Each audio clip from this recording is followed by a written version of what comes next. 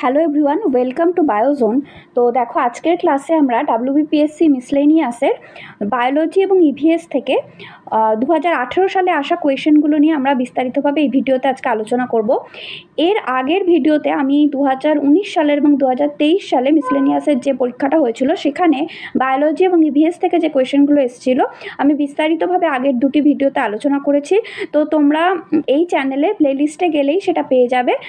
তো প্লেলিস্টগুলো চেক করো, আশা করি তোমাদের ওই ভিডিওগুলো হেল্পফুল হবে। ঠিক আছে, তো চলো আজকে শুরু করি। দেখো, প্রথম প্রশ্ন কি রয়েছে, which tissue is the 79th organ of the human body? মানে মানুষের দেহের 79th বা 79তম অর্গানটি কোনটি সেটা জানতে চেয়েছে। ঠিক আছে, এক্ষেত্রে তোমার আনসার হবে, কিন্তু আনসার হবে অপশান এ, দ্যাট ইজ হচ্ছে মেসেন্ট্রি। ঠিক আছে, অপশান এ বা মেসেন্ট্রি হবে তোমার আনসার। এটা মেনলি আমাদের যেটা স্মল ইন্টেস্টাইন বা ক্ষুদ্রান্ত সেখানে পাওয়া যায়। ঠিক আছে, আর তোমাকে যদি এই প্রশ্নটা আসে যে আমাদের ডাইজেস্টিভ ট্র্যাক্ট বা অ্যালিমেন্টারি ক্যানালের কোথায় শোষণ হয় বা অ্যাবজর্পশন হয়, আমাদের যে ডাইজেশনের পরে অ্যাবজর্পশনটা কোথায় হয়, সেটা কিন্তু তোমার আনসার হবে স্মল ইন্টেস্টাইন। ঠিক আছে, আচ্ছা তো চলো পরের প্রশ্নে যাওয়া যাক। দেখো কি বলছে, how many important muscles are there in the human body? Human বডিতে ইম্পর্টেন্ট মাসেলের সংখ্যা কত? আচ্ছা, এবার দেখো এখানে না এই এক্স্যাক্ট নাম্বারটা নিয়ে বিভিন্ন জায়গায় বিভিন্ন রকম ডেটা তোমরা পাবে। তো মোটামুটি মনে রাখবে 600 থেকে 650-র মধ্যে যে নাম্বারটা তোমরা অপশানে পাবে সেটাকেই টিক করবে। ঠিক আছে, তাহলে এক্ষেত্রে আমাদের আনসার কি হবে না, এক্ষেত্রে আমাদের আনসার হবে কিন্তু 630। ঠিক আছে, 630টা আমাদের ইম্পর্টেন্ট মাসেলস রয়েছে আমাদের বডিতে। ঠিক আছে, তো চলো পরের প্রশ্নে যাওয়া যাক। দেখো কি বলছে, what is the name of the smallest muscle in the human body? আচ্ছা, এখানে একটা জিনিস দেখো, বলছে স্মলেস্ট মাসেল। আচ্ছা, তোমরা তার আগে এটা বলার আগে বলো তো স্মলেস্ট বোন কোনটা আমাদের বডিতে? আমাদের বডিতে স্মলেস্ট বা সবথেকে ছোট আমাদের বোনের নাম হচ্ছে কিন্তু স্টেপিস। ঠিক আছে, আমাদের সবথেকে ছোট বোনের নাম কি? সব থেকে আমাদের ছোট বোনের নাম হচ্ছে কিন্তু স্টেপিস। আচ্ছা, তোমরা বলতে পারবে স্টেপিস বোনটা আমাদের কোথায় থাকে? স্টেপিস বোনটা কিন্তু আমাদের থাকছে আমাদের যে মিডল ইয়ার রয়েছে বা আমাদের যেটা মধ্যকর্ণ রয়েছে, মধ্যকর্ণে আমরা 3টে বোন দেখতে পাই। ঠিক আছে, মেলিয়াস, ইনকাস, স্টেপিস। ঠিক আছে, তার মধ্যে এই স্টেপিসটা হচ্ছে সব থেকে ছোট বা ক্ষুদ্রতম বোন আমাদের সারা শরীরের মধ্যে। আর যদি বলে সব থেকে বড় বোন বা লংগেস্ট, সব থেকে লম্বা বোন কোনটা আমাদের বডিতে, সেটা হচ্ছে আমাদের থাই বোন। ঠিক আছে, আমাদের থাইতে যে হাড়টা রয়েছে সেটা হচ্ছে আমাদের সব থেকে বড় বা সব থেকে লম্বা, তুমি বলতে পারো লংগেস্ট, সব থেকে লংগেস্ট। এবং এটাই তোমার লংগেস্ট বা লার্জেস্ট বা হেভিয়েস্ট যাই আসুক না কেন, তোমার বোন বললে সেটা কিন্তু হবে আমাদের থাই বোন। থাই বোনের নাম কি? আমাদের থাই বোনের নাম কিন্তু হচ্ছে গিয়ে ফিমার।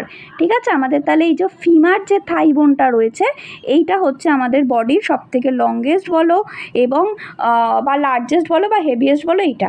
ঠিক আছে, আচ্ছা এবার চলে আসো মাসেল। তাহলে দেখো আমাদের সব থেকে ছোটো যে বোনটা বললাম স্টেপিস, এর সাথে কানেক্টেড বা রিলেটেড যে মাসেলটা রয়েছে সেটাই আমাদের বডির সব থেকে ছোটো মাসেল। তাহলে আমাদের এখানে আনসার কী হয়ে যাবে? আনসার কিন্তু হয়ে যাবে আমাদের স্টেপিডিয়াস। ঠিক আছে, স্টেপিস বোনের সাথে যুক্ত মাসেল বা অ্যাসোসিয়েটেড মাসেল যেটা রয়েছে সেটা হচ্ছে স্টেপিডিয়াস। এটাই হচ্ছে আমাদের বডির সব থেকে smallest muscle in the human body. ঠিক আছে, আর তাহলে যদি আমাদের প্রশ্ন আসে সব থেকে লংগেস্ট মাসেল কোনটা, তাহলে আমাদের সব থেকে লংগেস্ট বোন যেটা মানে থাই বোন বা ফিমার, তার সাথে যুক্ত যে মাসেলটা, সেই মাসেলটার নাম কি? দেখো এই যে সার্টোরিয়াস মাসেল যেটা রয়েছে না, এই সার্টোরিয়াস মাসেলটা হচ্ছে এই ফিমারের সাথে তোমার অ্যাসোসিয়েটেড মাসেল। ঠিক আছে, তাহলে এটা হবে আমাদের বডির সব থেকে লংগেস্ট মাসেল। ঠিক, আচ্ছা এবার যদি তোমাকে বলে সব থেকে লার্জেস্ট মাসেল কি? সব থেকে লার্জেস্ট মাসেল হচ্ছে আমাদের এই যে দেখতে পাচ্ছ, এই যে আমাদের বাটক মাসেল যেটা বলছে না, আমাদের এই বাটক এরিয়াতে 3টে মাসেল থাকে, তার মধ্যে বাটক এরিয়াতে থাকা একটা মাসেলের নাম হচ্ছে গ্লুটিয়াস ম্যাক্সিমাস। ঠিক আছে, কি না? Gluteus Maximus. এই গ্লুটিয়াস ম্যাক্সিমাসটাই হচ্ছে আমাদের বডির সব থেকে লার্জেস্ট মাসেল। ঠিক আছে, তাহলে সব থেকে স্মলেস্ট স্টেপিডিয়াস মাসেল, সব থেকে লংগেস্ট সার্টোরিয়াস মাসেল, আর সব থেকে লার্জেস্ট হচ্ছে মানে যেটা লার্জেস্ট সেটা হচ্ছে তোমার যেটা গ্লুটিয়াস ম্যাক্সিমাস। ঠিক আছে, আচ্ছা তো চলো পরের প্রশ্নে যাওয়া যাক। দেখো কি বলছে, here in human body is made of the same substance as. বলছে আমাদের চুল যে কোন এমন জিনিস দিয়ে তৈরি হয় যেটা আমাদের এই নিম্নলিখিত অপশানগুলোর মধ্যেও কোনোটির একটির মধ্যে পাওয়া যায়। ঠিক আছে, তো এক্ষেত্রে তোমার আনসার হবে এক্ষেত্রে আনসার হবে কিন্তু দেখো, এক্ষেত্রে আনসার হবে কিন্তু তোমার ফিঙ্গার নেল, ঠিক আছে। মানে আমাদের চুলে থাকে হচ্ছে কেরাটিন। কেরাটিন হচ্ছে এক ধরনের প্রোটিন, ঠিক আছে। কি বললাম আমি না, কেরাটিন। কেরাটিন হচ্ছে এক ধরনের প্রোটিন, এটা একটা স্ট্রাকচারাল প্রোটিন, ঠিক আছে। এই কেরাটিন প্রোটিনটা আমাদের চুলেও থাকে, আমাদের নখেও থাকে। অনেক দেখবে যে অ্যানিমালদের যে খুর হয় না, সেই খুরেও থাকে, বা এই যে শিং হয়, শিঙেও থাকে কেরাটিন। কিন্তু এটা একটা প্রোটেকশনের কাজ করে তুমি বলতে পারো। তো এই কেরাটিন যে স্ট্রাকচারাল প্রোটিনটা, এটা আমাদের নেলেও থাকছে, মানে তোমার হাতের আঙুল, পায়ের আঙুল, নেলে থাকছে, আমাদের চুলেও থাকছে, ঠিক আছে। তো চলো পরের প্রশ্নে যাওয়া যাক। দেখো কি বলছে, distorted vision astigmatism can be corrected by using which one of the following lens. বলছে অ্যাস্টিগম্যাটিজম কারেক্ট করার জন্য আমরা কোন লেন্স ইউজ করি, ঠিক আছে। তো সেক্ষেত্রে আনসার হবে, এক্ষেত্রে আমরা ইউজ করি সিলিন্ড্রিক্যাল লেন্স, ঠিক আছে, সিলিন্ড্রিক্যাল লেন্স। এক্ষেত্রে আমি আরও কয়েকটা তোমাদের এখানে বলে দিই। আমাদের যেটা দেখো, যে অপশন সি যেটা রয়েছে না, কনকেভ লেন্স, কনকেভ লেন্স আমরা ইউজ করি কিন্তু মায়োপিয়া, ঠিক আছে। মায়োপিয়া যদি আমাদের প্রবলেমটা হয়, সেক্ষেত্রে আমরা এইটা ইউজ করি, ঠিক আছে। মায়োপিয়ার ক্ষেত্রে হচ্ছে আমরা ইউজ করি হচ্ছে তোমাদের কনকেভ লেন্স। আর কনভেক্স লেন্স আমরা ইউজ করি হচ্ছে হাইপারমেট্রোপিয়া, ঠিক আছে। হাইপারমেট্রোপিয়ার ক্ষেত্রে আমরা ইউজ করি কিন্তু কনভেক্স লেন্স। এবার দেখো, মায়োপিয়া মানে কি, আমরা আমাদের দূরের জিনিস দেখতে অসুবিধা হয়, মায়োপিয়াতে আমরা কাছের জিনিস দেখতে পাই। আর হাইপারমেট্রোপিয়াতে কি হয়, আমাদের ঠিক এর উল্টোটা হবে, মানে হাইপারমেট্রোপিয়া আমরা দূরের জিনিস দেখতে পাবো, আমাদের কাছের জিনিস দেখতে অসুবিধা হবে, ঠিক আছে। এটা মাথায় রাখবে। আর বাইফোকাল লেন্স যেটা রয়েছে, এটা আমরা প্রেস বায়োপিয়া যদি আমাদের হয়, তাহলে সেক্ষেত্রে আমরা বাইফোকাল লেন্স ইউজ করি, ঠিক আছে। আচ্ছা, তো চলো পরের প্রশ্ন যাওয়া যাক। দেখো কি বলছে, হোয়াট ইজ অ্যাঞ্জিওগ্রাম। অ্যাঞ্জিওগ্রাম কি, দেখো অ্যাঞ্জিওগ্রাম হচ্ছে, এখানে যে অপশনগুলো রয়েছে, যে it is a medical diagnostic test, মানে এটা একটা মেডিকেল ডায়াগনস্টিক টেস্ট। অথবা অপশন বিতে রয়েছে, এটা হচ্ছে টেলিগ্রাম অফিসে ইউজ হওয়া একটা সিগন্যাল। অপশন সিতে রয়েছে, এটা রেডিওতে ইউজ হওয়া একটা সিগন্যাল। অপশন ডিতে রয়েছে, এটা টিভিতে ইউজ হওয়া একটা সিগন্যাল। তো এক্ষেত্রে আনসার কী হবে, অবশ্যই এটার আনসার হবে যে দেখো, এটা হচ্ছে যে ইট ইজ আ মেডিকেল তোমার মেডিকেল ডায়াগনস্টিক টেস্ট, ঠিক আছে। এটা হচ্ছে একটা মেডিকেল ডায়াগনস্টিক টেস্ট। তো সেটা হচ্ছে অ্যাঞ্জিওগ্রাম। আচ্ছা, অ্যাঞ্জিওগ্রামে কি করা হয় বলো তো। অ্যাঞ্জিওগ্রামে অ্যাকচুয়ালি আমাদের যে ব্লাড ভেসেলগুলো রয়েছে না, মানে আমাদের যে তোমার আর্টারি রয়েছে, শিরা রয়েছে, ধমনী রয়েছে, তার মধ্যে এই অ্যাঞ্জিওগ্রামে কী হয়, তার ভেতরটাকে চেক করা হয়। মানে তার ভেতরে, এই শিরা ধমনীর ভেতরে কোথাও ক্লট হয়েছে কিনা, বা ব্লাড ঠিক করে ফ্লো হতে পারছে কি পারছে না, এই সব জিনিসগুলো চেক করা হয় অ্যাঞ্জিওগ্রামে, ঠিক আছে। তো চলো পরের প্রশ্নে যাওয়া যাক। কী বলছে দেখো, which one of the following is not medical diagnostic test. এগুলোর মধ্যে কোনটা মেডিকেল ডায়াগনস্টিক টেস্ট নয়, ঠিক আছে। এটা কিন্তু খেয়াল করবে যে কি বলছে, এটা কোনটা নয়, ঠিক আছে, নয়টা জানতে চেয়েছে। তো এই ক্ষেত্রে তোমার অ্যান্সার হবে এই যে এমসি নর্টন টেস্ট, এইটা কোনো মেডিকেল ডায়াগনস্টিক টেস্ট নয়, এটা একটা সাইকোলজিক্যাল টেস্ট, ঠিক আছে। অপরদিকে বাকিগুলো একটু দেখে নাও, যেটা রয়েছে না তোমার কোলোনোস্কোপি। কোলোনোস্কোপি তোমরা জানো, আমাদের যেটা কোলন মানে কি, কোলন মানে হচ্ছে আমাদের বৃহদন্ত্র বা লার্জ ইন্টেস্টাইনের পার্ট হচ্ছে কোলন। তো সেইটাকে চেক করার জন্য যেটা ইউজ হয়, সেটা হচ্ছে কোলোনোস্কোপি। ডপলার টেস্ট হচ্ছে এক ধরনের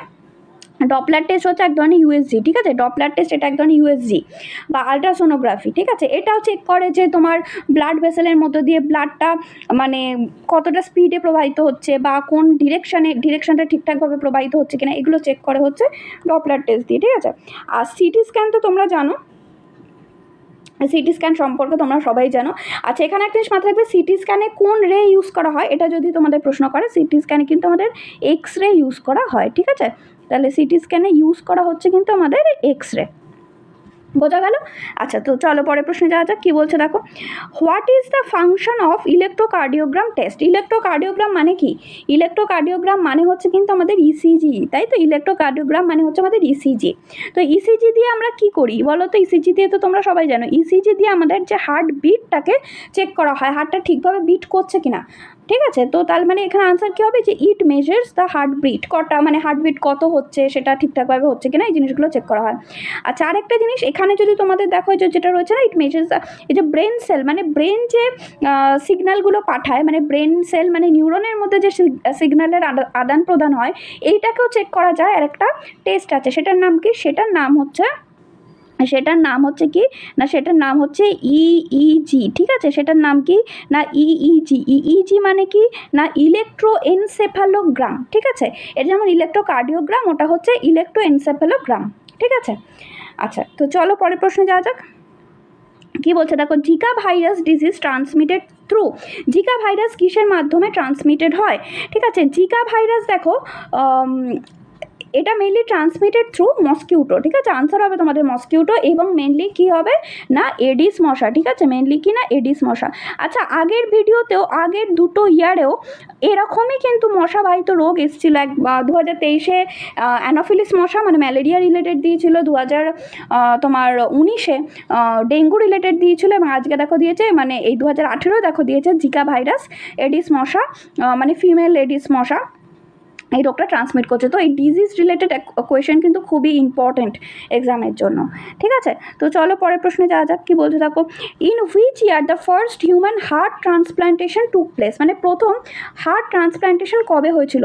আচ্ছা, এটা বলার আগে দেখো একটা জিনিস বলবো, এখানে আনসার তো হবে তোমার 1967, হ্যাঁ 1967। ঠিক আছে, 1967-এ প্রথম মানে সারা পৃথিবীর মধ্যে ওয়ার্ল্ডে প্রথম হয়েছিল। কোথায় হয়েছিল? এটা হয়েছিল কিন্তু সাউথ আফ্রিকাতে। ঠিক আছে, সাউথ আফ্রিকার কেপ টাউনে এটা হয়েছিল। এবং কে করেছিলেন না ডক্টর ক্রিশ্চিয়ান বার্নার্ড। ঠিক আছে, কে করেছিল না ডক্টর ক্রিশ্চিয়ান বার্নার্ড এটা করেছিল। এবার যদি তোমাকে বলে ভারতে কবে হয়েছিল, ভারতে কিন্তু এটা হয়েছিল কবে না, ভারতে এটা হয়েছিল তোমার 1994-এ। ঠিক আছে, তাহলে ভারতে এটা হয়েছিল 1994-এ, এটা ভারতে হয়েছিল। ভারতে কোথায় হয়েছিল? দিল্লির এমসে এটা হয়েছিল। ডক্টর ভেনুগোপাল হচ্ছে এটা করেছিল প্রথম হার্ট ট্রান্সপ্লান্টেশনটা। ঠিক আছে, তো চলো পরের প্রশ্নে যাওয়া যাক। দেখো কি বলছে, what is the full form of AIDS? এটা তোমরা মানে জানো, অনেকেই জানো। এটার আনসার কী হবে না, এটার আনসার হবে তোমার acquired immunodeficiency syndrome, option B হবে। ঠিক আছে, অ্যাকোয়ার্ড ইমিউনো ডেফিসিয়েন্সি সিনড্রোম। আচ্ছা, এবার দেখো এটার আরেকটা প্রশ্ন এখান থেকে যেটা দিতে পারে, এটার যে ভাইরাসটা এই এইডস করছে সেই ভাইরাসটার নাম কি?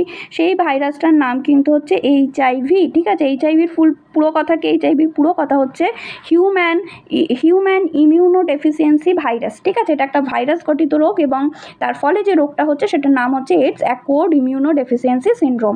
ঠিক আছে, আচ্ছা যদি তোমাদের এই আরেকটা প্রশ্ন আসে যে এই এইচআইভিকে টেস্ট করা হয় কোন টেস্টের মাধ্যমে? ঠিক আছে, তো সেই টেস্টটার নাম হচ্ছে এলাইজা। ঠিক আছে, টেস্টটার নাম কি? ELISA, ELISA, ELISA. এলাইজার পুরো কথা কি না, এলাইজার পুরো কথা হচ্ছে দেখো এনজাইম, এলাইজার পুরো কথা হচ্ছে এনজাইম লিঙ্কড ইমিউনোসরবেন্ট অ্যাসে। ঠিক আছে, আচ্ছা তো চলো পরের প্রশ্নে যাওয়া যাক। আচ্ছা, তো চলো পরের প্রশ্নে যাওয়া যাক। কি বলছে দেখো, বলছে oral glucose tolerance test is used for determining. এই যে ওরাল গ্লুকোজ টলারেন্স টেস্টটা কি মানে ডিটারমাইন করার জন্য ইউজ করা হয়?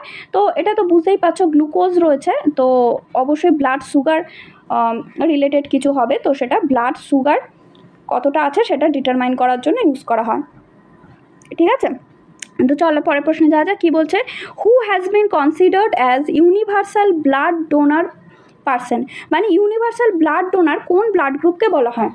দেখো এক্ষেত্রে এই যে O person having O blood group, মানে যাদের ও রয়েছে তাদেরকে আমরা ইউনিভার্সাল ডোনার বলি। স্পেসিফিক্যালি আরও বলতে গেলে যারা ও নেগেটিভ হয়, ঠিক আছে, যারা ও নেগেটিভ হয় তাদেরকে আমরা বলি ইউনিভার্সাল ব্লাড ডোনার। আচ্ছা, ও নেগেটিভ মানে কি? এদের যে লোহিত রক্তকণিকা রয়েছে এখানে কিন্তু এ অ্যান্টিজেন বা বি অ্যান্টিজেন কোনোটাই নেই, এবং যেহেতু ও নেগেটিভ মানে এদের রক্তে RH ফ্যাক্টর বা ডি অ্যান্টিজেন যেটাকে আমরা বলি সেটাও নেই। এই জন্য এ কী করতে পারে, অন্যান্য যে কোনো ব্লাড গ্রুপকে ব্লাডটা ডোনেট করতে পারছে, এই জন্য আমরা এদেরকে কী বলছি, ইউনিভার্সাল ব্লাড ডোনার। আর যদি আসতো ইউনিভার্সাল ব্লাড রেসিপিয়েন্ট, ঠিক আছে, কে, সেটার ক্ষেত্রে কিন্তু অ্যান্সার হতো AB পজিটিভ। তাহলে AB পজিটিভকে আমরা বলি কি না ইউনিভার্সাল ব্লাড রেসিপিয়েন্ট। ঠিক আছে, তো বোঝা গেল। তাহলে আমাদের আজকে হ্যাঁ এই কটাই প্রশ্ন ছিল। তো আশা করি তোমাদের ভিডিওটা ভালো লেগেছে। তো যদি তোমাদের ভিডিওটা ভালো লাগে চ্যানেলটিকে অবশ্যই সাবস্ক্রাইব করো, এবং এরকম আরও প্রিভিয়াস ইয়ারের কোয়েশ্চেন আমি বায়োলজি নিয়ে আসবো, তো সেক্ষেত্রে ভিডিওগুলো দেখো। ওকে, তো থ্যাংক ইউ।